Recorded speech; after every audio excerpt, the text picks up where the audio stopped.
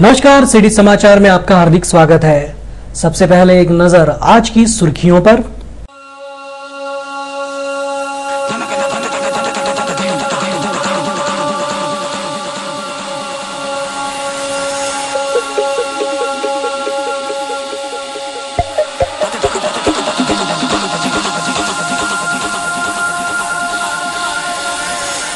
Rail टिकटों की कालाबाजारी चरम पर।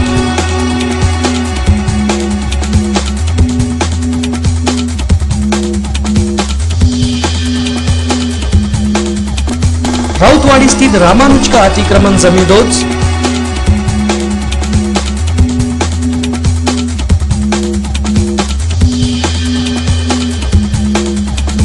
कृषि पंप बिजली आपूर्ति खंडित, जिले भर में खलबली।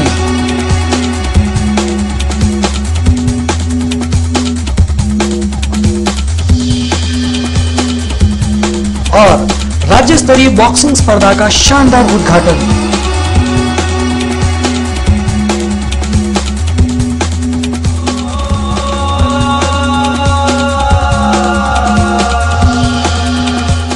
अब समाचार विस्तार से। अकोला रेलवे स्टेशन पर चल रही टिकटों की कालाबाजारी अपने चरम पर पहुंच गई है, जिसकी वजह से यात्री परेशान हो चुके हैं।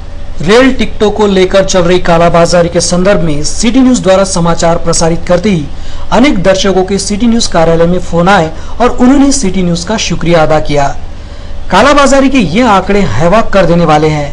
कम से कम 20-25 लड़के लाइन में खड़े रहते हैं तथा एक एक लड़के के पास 4-5 फॉर्म रहते हैं। इस हिसाब से तकरीबन 100 टिकटों के आसपास टिकटें खरीदी जाती है, जो तत्काल टिकटों के नाम पर ली जाती है। जो लड़के लाइन में खड़े रहते हैं उन्हें 100 रुपए दिए जाते हैं। इसके अलावा बुकिंग बाबू को प्रति टिकट 50 रुपए, आरपीएफ और जीआरपी को प्रति माह 5000 तथा उसके बाद एजेंट का नफा। इस प्रकार तत्काल टिकट के लिए हर यात्री से कम 400 रुपए ज्यादा लिए जाते हैं। इसके अतिरिक्त विदर्भा एक्सप्रेस तथा अंबा एक्सप्रेस की टिकटें पहले से ही निकाल ली जाती है, जो एन वक्त पर 200-300 रुपए अधिक लेकर दी जाती है। एक टिकट पर इतनी अधिक कमाई होने की वजह से दलाल माज गए हैं। सिर्फ कार्रवाई न करने के कारण आरपीएफ व जीआरपी को प्रति माह हराम की कमाई मिल जाती है। बुकिंग बाबू भी इस हराम की कमाई से अछूता नहीं है। कुल मिलाकर अकोला रेलवे स्टेशन यात्रियों के लिए अकोला रेलवे शोषण केंद्र साबित हो रहा है। पिछले महीनों की तुलना में कई अतिरिक्त गाड़ियां शुरू हो चुकी है। अमरावती मुंबई भी रोजाना दौड़ रही है। बावजूद इसके यात्रियों को किसी भी सीजन में कंफर्म टिकट नहीं मिलते। इन सारी प्रतिकूल स्थितियों के कारण यात्रियों को अपनी जेबें ढीली करनी पड़ती है, जिसकी ओर रेलवे के वरिष्ठतम अधिकारियों का जरा भी ध्यान नहीं है। या यूं कहिए कि हराम की कमाई करने वाले ये लोग रेलवे के आला अफसरों को अपने पांव की जूती समझते हैं। ऐसे लोगों पर नकेल कसना अति आवश्यक है, वरना बेचारे यात्री जिंदगी भर लुटते रहेंगे। राउतवाड़ी की दौलत बिल्डिंग के पास स्थित रामानुज कोचिंग क्लासेस का अतिक्रमण मनपा द्वारा जमींदोज कर दिया गया। अतिक्रमण ध्वस्त करने से पहले संबंधित व्यक्ति को नोटिस दी गई थी। राउतवाड़ी की दौलत बिल्डिंग के पास स्थित रामानुज कोचिंग क्लासेस का अतिक्रमण महानगर पालिका ने शुक्रवार को ध्वस्त कर दिया। अतिक्रमण निकालने के बारे में मनपा द्वारा श्री सदानंद कलम को नोटिस दी गई थी, लेकिन नोटिस का पालन न करने के कारण मनपा द्वारा कथित अतिक्रमण जमींदोज कर दिया गया। समर्थ तथा रामानुज ये दोनों कोचिंग क्लासेस एक दूसरे के नजदीकी है। इन दोनों की दुश्मनी ही इस अतिक्रमण का कारण बनी। विशेष बात यह है कि दोनों कोचिंग क्लासेस के संचालक टीचर ही हैं तथा दोनों कोचिंग क्लासेस अवैध है। सूर्य प्रकाश न आने की वजह से शिकायत करने की जानकारी श्री सांगड़े ने दी। सदानंद विश्वनाथ कळम यांनी घर बांधलेले आहे आणि हे घर हे पूर्ण इलिगल बांधलेलं आहे आणि महानगरपालिका अकोला यांनी सुद्धा हे घर अनधिकृत आहे असं डिक्लेअर करून त्यांना स्वतः ते घर पाडण्यासाठी सांगितलेलं आहे आणि जर घर पाडणार नसेल तर महानगरपालिका स्वतः येऊन कारवाई करेल अशा प्रकारचं त्यांना पत्र दिलेलं आहे। परंतु त्यांनी कुठल्याही कारवाईला न जुमानता स्वतः 2 मजली घर या ठिकाणी बांधलेलं आहे आणि 2 मजली घर बांधल्यानंतर मग मी सुद्धा कोर्टामध्ये धाव घेतली। त्याचबरोबर लोकायुक्तांना सुद्धा मी कंप्लेंट दिली आणि आजच्या दिवशीला लोकायुक्त मुंबई यांच्या पत्रानुसार आज ही कारवाई केली जात आहे। मला जो काही हवा आणि सूर्यप्रकाश हा जो माझा अडखळला गेला आहे यांच्या बांधकामामुळे तो मला मिळावा हीच माझी एक मागणी आहे। महाराष्ट्र राज्य बिजली आपूर्ति कंपनी द्वारा कृषि पंपों की बिजली आपूर्ति खंडित की जा रही है। इस घटना के कारण किसानों में खलबली मच गई है। राज्य में भार नियमन के संकट का मुकाबला करने के लिए अधिक दरों से बिजली की खरीदी, तो दूसरी ओर कृषि पंप धारकों की ओर करोड़ों का बकाया रहने के कारण आर्थिक संकट से जूझ रहे बिजली आपूर्ति विभाग द्वारा 80% से अधिक बकाया कृषि पंपों धारकों की बिजली आपूर्ति खंडित करने के आदेश दिए गए। इस संदर्भ में अमरावती परिमंडल की सभा बुधवार को ही ली गई थी, जिसमें 9 इंजीनियरों पर निलंबन की कार्रवाई की गई थी तथा तुरंत बिजली आपूर्ति खंडित करने के आदेश दिए गए थे। जिले में कुल 38,566 कृषि पंप धारक है, जिनमें 9,845 पंप धारकों की बिजली आपूर्ति खंडित की गई। राजाभाऊ देशमुख तथा रामदास दिगोले इन 2 किसानों ने अपने खेत में चना तथा गन्ने की उपज की है। अब इन किसानों को ये डर है कि मुंह तक आया निवाला कहीं जमीन पर न गिर जाए। स्थानीय वसंत देसाई स्टेडियम पर सीनियर महाराष्ट्र राज्य स्तरीय बॉक्सिंग स्पर्धा का शानदार उद्घाटन किया गया। इस समय अनेक खेल प्रेमी उपस्थित थे। स्थानीय वसंत देसाई स्टेडियम पर शुक्रवार 18 नवंबर को 81वीं सीनियर महाराष्ट्र राज्य स्तरीय बॉक्सिंग स्पर्धा का शानदार उद्घाटन किया गया। 18 से 20 नवंबर के दौरान आयोजित इस स्पर्धा के मुख्य अतिथि के रूप में डॉक्टर महेंद्र काले, दादा गोखले, डॉक्टर चौधरी, सुहास गदरे, नंदलाल मोदी, दिलीप खत्री, श्याम आपोतीकर तथा जिला क्रीड़ा अधिकारी अब्दुल मुश्ताक उपस्थित थे। मान्यवरों के हाथों दीप प्रज्वलन करने के बाद कार्यक्रम की शुरुआत की गई। क्रीड़ा प्रबोधिनी के प्राचार्य श्री सतीश चंद्र भट्ट ने कार्यक्रम का संचालन किया। इन स्पर्धाओं में राज्य के 133 खिलाड़ी भाग ले रहे हैं। इन स्पर्धाओं में जो खिलाड़ी विजयी होंगे वे तमिलनाडु में होने वाली राष्ट्रीय स्पर्धा में शिरकत करेंगे। इस उद्घाटन अवसर पर तथा बॉक्सिंग स्पर्धा देखने के लिए वसंत देसाई क्रीड़ांगन पर अनेक खेल प्रेमी उपस्थित थे। स्थानीय पोला चौक का रास्ता बरसों के बाद बनाया जा रहा है। इस मार्ग पर धापा डालने के लिए रास्ते को खोदा गया है, जिसकी वजह से ये रास्ता सिरदर्द साबित हो रहा है। पुराना शहर स्थित पोला चौक के निवासी बरसों से एक अदद रास्ते के लिए तरस रहे थे। आखिरकार उनकी ये इच्छा पूरी हुई और रास्ते का काम शुरू किया गया। लेकिन जैसा कि हमेशा होता आया है, बिल्कुल वैसा ही इस बार भी हुआ। रास्ते के निर्माण कार्य को लेकर नागरिकों में खुशी की बजाय रोष देखा जा रहा है। इस रास्ते पर धापा डालने के लिए रास्ता तोड़ा गया, लेकिन धापा अभी तक बनाया ही नहीं गया, जिसकी वजह से परिसर के नागरिकों को काफी दिक्कतों का सामना करना पड़ रहा है। इस रास्ते से कई लोग रोज आना जाना करते हैं। लाइट न होने की वजह से रात के समय और भी अधिक परेशानी होती है। इस गड्ढे में आए दिन लोग गिर रहे हैं, जिसके कारण ये रास्ता दुर्घटनामय साबित हो रहा है। इस रास्ते को बनाने के लिए 2-3 बार बिल पास किए गए, लेकिन क्रिया अधर में ही रही। आखिर रास्ता बनाया गया, जो लोगों के लिए सिरदर्द साबित हो रहा है। रास्ते का निर्माण कार्य अविलंब पूरा किया जाए, रास्ते पर धापा बिठाया जाए तथा प्रकाश व्यवस्था भी की जाए। इस समय परिसर की एक महिला ने अपनी प्रतिक्रिया व्यक्त करते हुए सिटी न्यूज से बात की।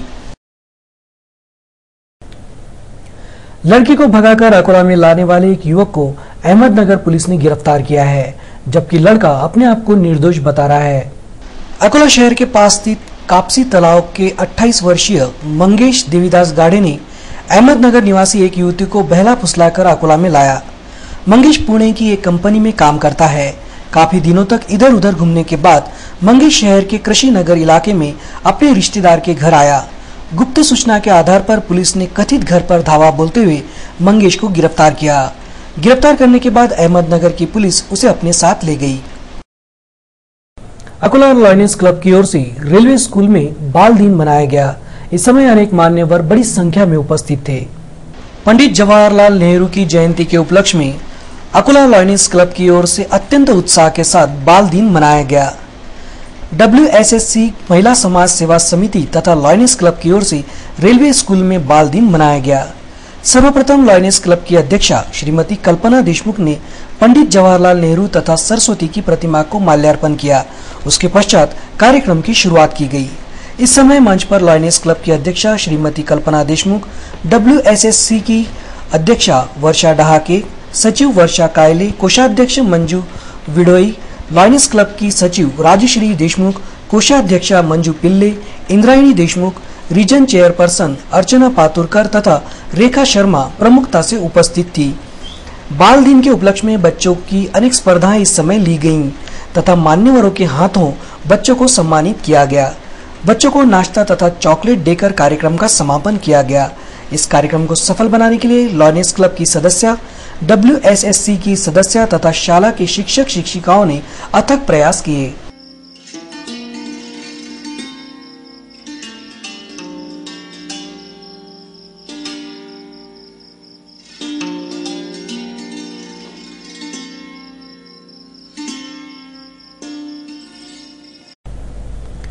वन्यजीव विभाग के कर्मचारियों ने काटेपूर्णा अभयारण्य में पंछियों का गहराई से निरीक्षण किया। निरीक्षण के दौरान ये बात और अधिक स्पष्ट हो गई है कि काटेपूर्णा अभयारण्य कुदरत की अनमोल देन है। शहर से मात्र 15 किलोमीटर की दूरी पर स्थित काटेपूर्णा अभयारण्य निसर्ग की एक अनमोल देन है। ये स्थान दर्शनीय होने के साथ ही पर्यटन स्थल के लिए भी जाना जाने लगा है। पंछी तथा वन्य जीवों के निवास की खोज खबर लेने के लिए वन्यजीव विभाग द्वारा 110 विद्यार्थियों को नियुक्त किया गया। इन विद्यार्थियों के साथ वन्यजीव विभाग ने पंछियों का निरीक्षण किया।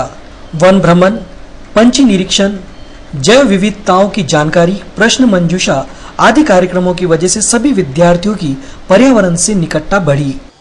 आपल्या शाळेने हे केलं, नेहमी इथे येत राहावं आणि या ठिकाणाला भेट द्यावी व प्राणी पक्ष्यांची माहिती नेहमी आपल्याकडे वाढवत राहावी।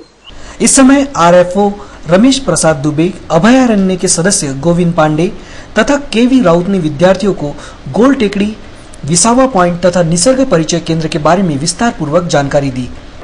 दरवर्षी प्रमाणे पर्यावरण या विषयाअंतर्गत आम्ही वन्यजीव सप्ताहामध्येच काटेपूर्णा अभयारण्याला आमच्या वर्ग 10वीच्या विद्यार्थ्यांना जास्तीत जास्त माहिती पर्यावरणासंबंधी देण्यासाठी आम्ही हा कार्यक्रम आयोजित करत असतो। अभयारण्यात ज्या असंख्य शाळा भेटी देतात त्यामध्येच या शाळेचा सहभाग आहे। एक शिस्तबद्ध असे विद्यार्थी आणि शिक्षकवृंद इथे यांचा आहे। निसर्गाशी असलेलं प्रेम आणि जैवविविधतेबाबत असलेली त्यांची एक माहिती आणि त्यांनी त्या माहितीमध्ये टाकलेलं ज्ञान हे खरंच वाखाणण्याजोगं आहे। विद्यार्थ्यांची प्रश्नमंजुषा घेतली, त्यामध्ये सुद्धा त्यांनी अतिशय सुंदर आणि त्वरित उत्तर दिलेले आहेत। अकोला शहर में 6 पुलिस स्टेशन, 1 LCB तथा 1 यातायात विभाग है। पेट्रोलिंग के लिए इन सभी विभागों को दी गई गाड़ियों में से अधिकतर गाड़ियां बीमार ही रहती है। अगर युद्ध करना हो तो सैन्य तथा सामग्री की सख्त जरूरत होती है। पुलिस को आए दिन अपराधियों से युद्ध करना पड़ता है, लेकिन हमारे शहर प्रशासन के पास सैनिक तो है पर सामग्री का अभाव है। अकोला जैसे संवेदनशील शहर के लिए यह चिंता का विषय है। इस शहर में 6 पुलिस स्टेशन, 1 LCB तथा 1 यातायात विभाग है। इस प्रकार कुल 8 विभागों में प्रत्येक विभाग के लिए 6-7 गाड़ियां उपलब्ध कराई गई है। इन सभी विभागों को पेट्रोलिंग के लिए कुल मिलाकर 50 गाड़ियां उपलब्ध कराई गई है। अगर प्रमुख PI के वाहन को छोड़ दिया जाए तो अन्य वाहनों का इतना खस्ता हाल है कि ये कभी भी किसी भी वक्त रास्ते में अकारण रुक सकते हैं। 50 मोटर बाइक में सिर्फ 5-10 मोटर बाइक की हालत अच्छी है। प्राप्त जानकारी के अनुसार इन गाड़ियों की मरम्मत के लिए पैसा ही नहीं दिया जाता। इस वजह से बंद पड़ी ये गाड़ियां कहाँ हैं, इसका भी पता लगाना मुश्किल है। सामग्री का ऐसा खस्ता हाल हो तो पुलिस के अच्छे कामों की उम्मीद कैसे की जा सकती है। ऐसी स्थितियों में पुलिस जनता को कैसे सुरक्षा प्रदान कर सकती है। कुल मिलाकर ये सभी प्रश्न ऐसे हैं जिनका जवाब संबंधित विभाग के पास भी शायद ही मिल पाए। वृक्षारोपण करने के लिए बोरगांव मंजू ग्राम पंचायत द्वारा गड्ढे खोदे गए थे, लेकिन वृक्षारोपण अब तक किया ही नहीं गया। पर्यावरण को संतुलित रखने के लिए शासन द्वारा अनेक योजनाएं चलाई जाती है, जिनमें वृक्षारोपण को विशेष स्थान दिया गया है, लेकिन वृक्षारोपण कार्यक्रम की आड़ में कुछ जगहों पर भ्रष्टाचार भी किया जाता है और शासन के आदेश की अवहेलना की जाती है। अकोला के पास स्थित बोरगांव मंजू देहात में भी शायद ऐसा ही कुछ हो रहा है।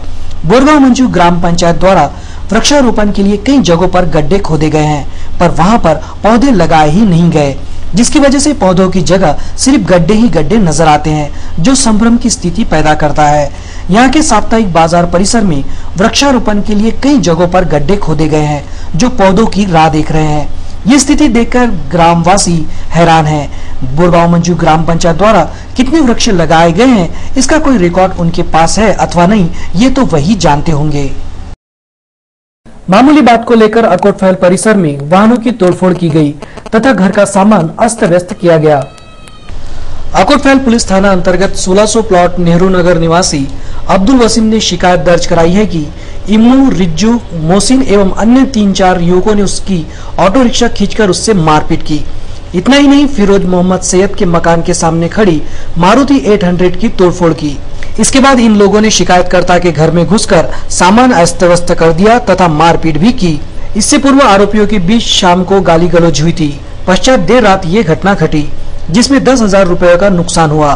अकोटफैल पुलिस ने धारा 323, 452, 427, 506, 34 के तहत मामला दर्ज किया है। घटना के बारे में शिकायतकर्ताओं ने सिटी न्यूज को बताया। हम लोग घर में थे, लाइन गई हुई थी, हम लोग ऊपर बैठे थे, डायरेक्ट ऊपर आके चढ़ गए और बोलते कि बोले अलीम कहाँ है, बोले हम लोग ने बोले नहीं है वो, तो बोले वो आएगा तो बोलते ना बोले संभल के ना हम काट के डाल देंगे उसको। फिर चले गए, फिर डबल से आए, फिर ऑटो भर के लोग लेके आए और दारू पी और सिगरेट का धुआं छोड़ हमारे ऊपर।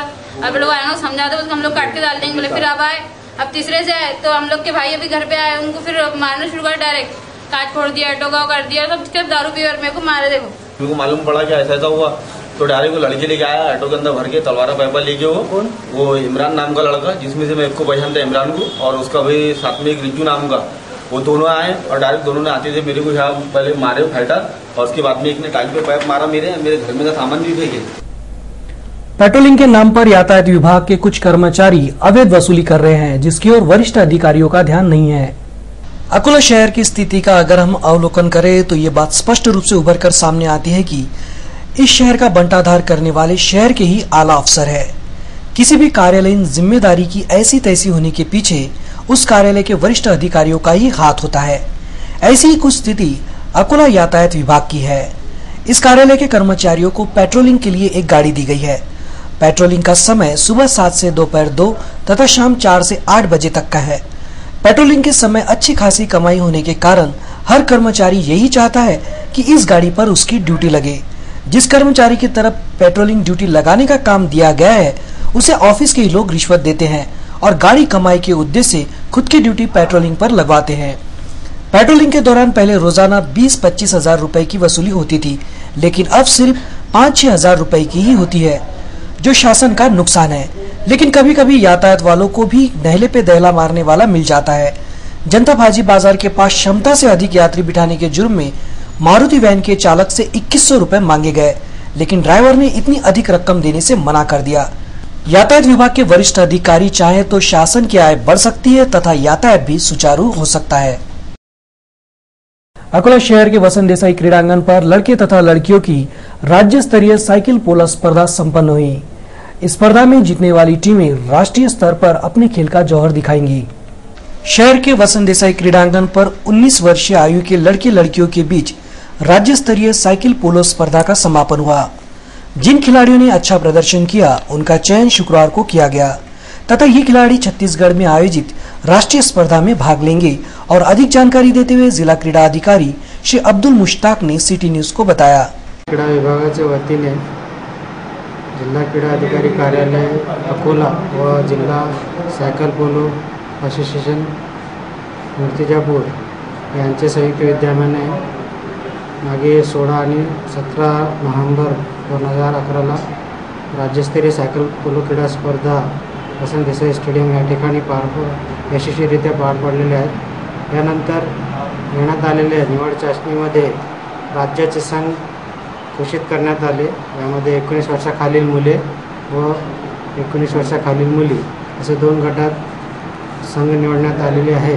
यामध्ये 8 आणि 8 खेळाडूंची निवड झालेली आहे। मुलं आणि मुली यांचे जे प्रशिक्षण शिबिर आहे राष्ट्रीय क्रीडा स्पर्धापूर्व प्रशिक्षण शिबिर हे नागपूर या ठिकाणी जिल्हा क्रीडा अधिकारी कार्यालय नागपूर यांच्या वतीने आयोजित होत आहे। या निवड चाचणीनंतर झालेल्या या खेळाडूंची 23 तारखेला त्या ठिकाणी उपस्थिती राहील नोव्हेंबरला आणि 23 ते 27 दरम्यान त्या ठिकाणी त्यांच्या प्रशिक्षण शिबिर आयोजित होईल। त्यानंतर 29 ते 3 डिसेंबरपर्यंत 29 नोव्हेंबर ते 3 डिसेंबरपर्यंत छत्तीसगडमध्ये दुर्ग या ठिकाणी होणाऱ्या राष्ट्रीय क्रीडा स्पर्धेत साइकिल पोलोचे महाराष्ट्राचे दोनों संघ सहभागी होतील। शहर के देवरा बाबा चाल के निवासी गंदगी तथा कचरों के ढेर से परेशान हो चुके हैं। इस परिसर में डेंगू तथा मलेरिया फैलने की तीव्र संभावना नजर आ रही है। स्थानीय देवरा बाबा चाल के निवासी पिछले कई महीनों से गंदगी तथा कचरे के ढेरों के बीच जिंदगी गुजारने के लिए विवश है। महानगर के संबंधित विभाग तथा पार्षद की लापरवाही के कारण इन लोगों को नरक यातना भोगने पर विवश होना पड़ रहा है। इस परिसर में चारों ओर गंदगी तथा कचरों के ढेरों का साम्राज्य है, जिसकी वजह से मच्छरों की भरमार हो गई है। ऐसी स्थितियों में यहाँ के नागरिक कभी भी डेंगू तथा मलेरिया जैसी बीमारियों के शिकार हो सकते हैं। इस जगह एक कुआं भी है जो बेवजह ही उगी खरपतवार में ढक सा गया है। अगर इस कुएं की साफ सफाई की जाए तो सभी लोगों को भरपूर पानी मिल सकता है और इस परिसर की पानी की समस्या हमेशा के लिए खत्म हो सकती है। परिसर के नागरिकों ने कई बार इसकी शिकायत भी की, लेकिन मनपा ने कभी ध्यान नहीं दिया। इस समय अपनी तीखी प्रतिक्रिया व्यक्त करते हुए परिसर की कुछ महिलाओं ने सिटी न्यूज को बताया। मच्छर होते हैं, घरों में बीमारियां फैल रही, छोटे छोटे बच्चे यहाँ पर खेलते हैं, बहुत हमको तकलीफ हो रही इस कचरे से। और यहाँ पे कभी साफ सफाई होती नहीं है। नगर सेवक दिखने को ही नहीं मिलता हमको। अंत में एक नजर आज की सुर्खियों पर।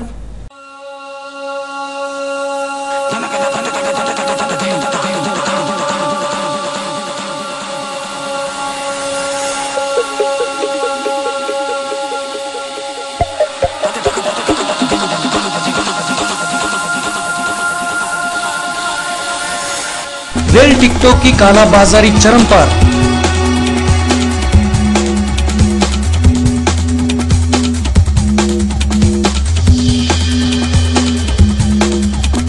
राउतवाड़ी स्थित रामानुज का अतिक्रमण जमींदोज।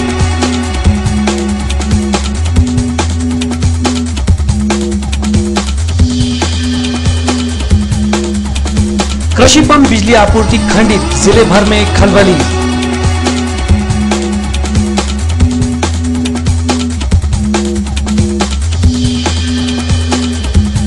और राज्य स्तरीय बॉक्सिंग स्पर्धा का शानदार उद्घाटन।